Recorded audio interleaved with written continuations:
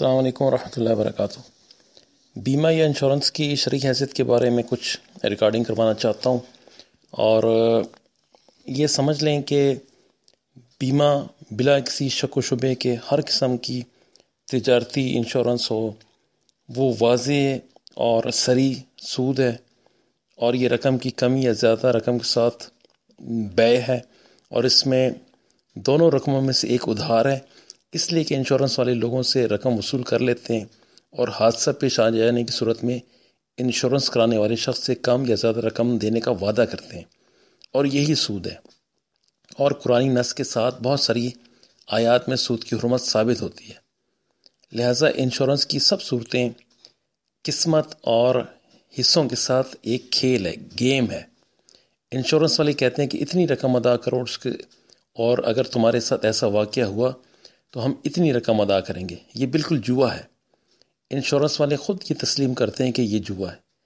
تجارتی انشورنس کی بہت ساری اقسام دھوکہ فراڈ پہ مبنی ہے، اور بہت سی حدیث کی روح سے دھوکہ فراڈ حرام ہے۔ اور انشورنس والے تین چیزوں کا معیار بناتے ہیں۔ ایک تو یہ خطرے کے وقوع سے، یعنی کہ یہ ڈراتے ہیں کہ یہ خطرہ کیسا ہو جائے گا، اور پھر عدم وقوع کا احتمال کہ یہ خطرہ ہو بھی سکتا ہے اور نہیں بھی ہو سکتا ہے، اور اسی طرح وقوع کا وقت اور اس کی مقدار کا علم، اس کو بھی روکا جاتا ہے۔ اس طرح سے یہ فحش قسم کا دھوکہ اس میں ہے انشورنس میں۔ اور قرآن مجید میں ہم پڑھتے ہیں، اللہ تعالیٰ فرماتے ہیں ایمان والو، تم آپس میں اپنا مال باطل طریقے سے نہ کھایا کرو۔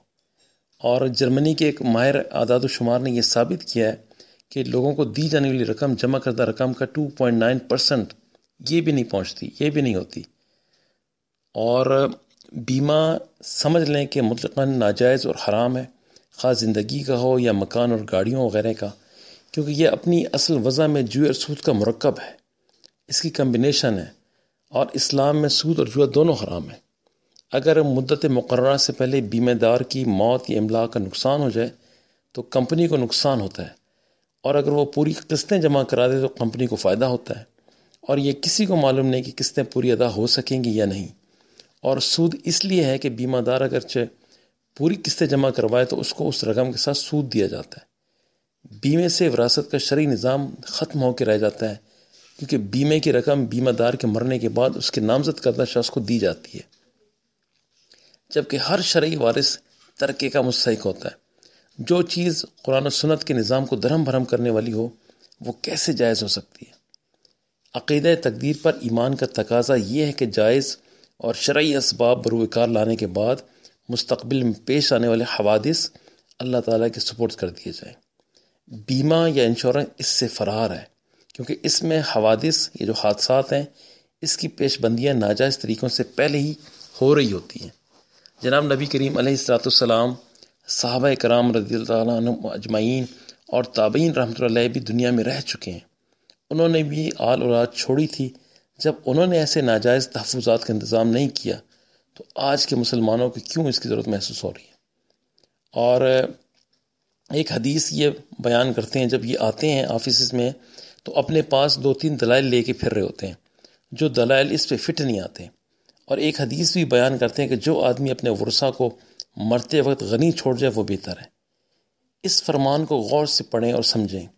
یہ بات بالکل واضح ہے کہ اللہ کے رسول صلی اللہ علیہ وآلہ وسلم کا یہ فرمان مستقبل کی احتیاطی تدبیر کے متعلق نہیں، بلکہ اس کا مقصد یہ ہے کہ اللہ تعالیٰ کی عطا کردہ جائیداد جو موجود ہے اس کو بلا وجہ خرچ کرنا یہ مناسب نہیں ہے، بعد میں وہ وارثوں کے کام آئے گی۔ باقی یہ جو انشورنس والے ہیں، ان کا یہ کہنا کہ ہمارا شراکت دار نفع نقصان میں شریک ہوتا ہے، یہ جھوٹ اور دروغ گوئی ہے، اور سادہ انسانوں کو اپنے شکنجے میں پھنسانے کا ایک ہیلا ہے۔ کیونکہ بیمہ کمپنیاں اگرچہ اس رقم سے تجارت بھی کرتی ہیں، لیکن اس کے منافع میں سے ایک معین اور طے شدہ حصہ بیمہ دار کے کھاتے میں جمع کرتی ہیں، اور بلا شبہ یہ سود ہے، کیونکہ اصل رقم کے علاوہ معین اور طے شدہ منافع کی ادا کرنے کا نام ہی سود ہے۔ اگر یہ نفع نقصان ہی کی بنیاد پر قائم ہو تو پھر بھی بیمہ کرانے والوں کو حسب معاہدہ معینہ رقم نہیں ملنی چاہیے، بلکہ کمی بیشی کے ساتھ نفع اور نقصان دونوں میں شریک رہنا چاہیے۔ لیکن ایسا ہوتا نہیں ہے، بلکہ بیمہ کمپنیاں عام طور پر اصل رقم سے جو کچھ زائد دیتی ہیں اس کی شرح اور مقدار پہلے سے متعین کر دیتی ہے۔ اگر کوئی کمپنی اس کو مہیا نہ کرتی ہو بلکہ زائد رقم کو سالانہ نفع اور نقصان کے لحاظ کر کے فیصد پر رکھتی ہو، تب بھی یہ طریقہ بیمہ کے جائز ہونے کی وجہ نہیں بن سکتا، کیونکہ اس کاروبار میں نقصان کا سوال ہی نہیں۔ پھر یہ بات بالکل واضح ہے کہ بیمہ کمپنیاں تمام حاصل شدہ سرمایہ سود پر آگے دے دیتی ہیں اور سودی معاملے میں واقع نقصان کی ذمہ داری قبول نہیں کی جاتی۔ پھر ان کمپنیوں کے متفقہ سرمایہ اصولوں میں سے بعض ایسے اصول بھی ہیں جن کی وجہ سے یہ سارا کاروبار ڈھانچہ شرعاً ناجائز بن جاتا ہے۔ یہ نظام یہودیوں کا ایجاد کردہ ہے، جن کی اسلام دشمنی کسی سے ڈھکی چھپی نہیں، اور مسلمانوں کو اسلام نے جو سرمایہ کے محفوظ رکھنے اور مال میں اضافہ کرنے، حوادث کی صورت میں مالی معاونت اور پسماندگان کی مالی امداد کے بارے میں جو اللہ تعالیٰ کی ہدایات ہیں، احکامات ہیں، ان سب چیزوں سے محروم کر کے اسلام سے دور کرنا ہے۔ یہ ان کی سازش ہے۔ یہ پڑھے لکھے اور نام نہاد علماء جنہوں نے یہودیوں کے فکر سے، افکار سے شکست کھا کر اور یورپ کے موجودہ اقتصادی نظام کی چند خوبیوں اور خوشنما پہلوؤں کو دیکھ کر انشورنس کے بارے میں، اس کے جواز کے بارے میں فتاوی جات دی ہیں، ایسے لوگوں کا کردار انتہائی قابل مذمت ہے۔ اور دوسری بات یہ ہے کہ جب یہ انشورنس والے کسی مفتی صاحب کے پاس جاتے ہیں، ان کو ایگزیکٹ پکچر نہیں بتاتے ہیں۔ یہ میرا اپنا تجربہ ہے ذاتی، میں نے دیکھا ہوا ہے کہ یہ ایک پیراگراف لیتے ہیں اور کہانی کو ایسا بیان کرتے ہیں جس میں اس وقت یہ ظاہر ہو رہا ہوتا ہے کہ اس میں کوئی گڑبڑ نہیں ہے۔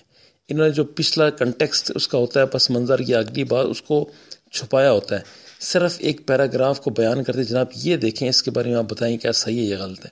اب اس مفتی صاحب نے تو بیچارے نے وہی دیکھنا ہے جو اس کے سامنے چیز پیش کی گئی ہے، اس لیے یہ ان کے ساتھ بھی دھوکہ فراڈ کرتے ہیں، گیم کھیل کے فتویٰ لے لیتے ہیں اور فتویٰ لانے کی صورت میں پھر اس کو نتھی کر دیتے ہیں پورے اپنے پیکج کے ساتھ۔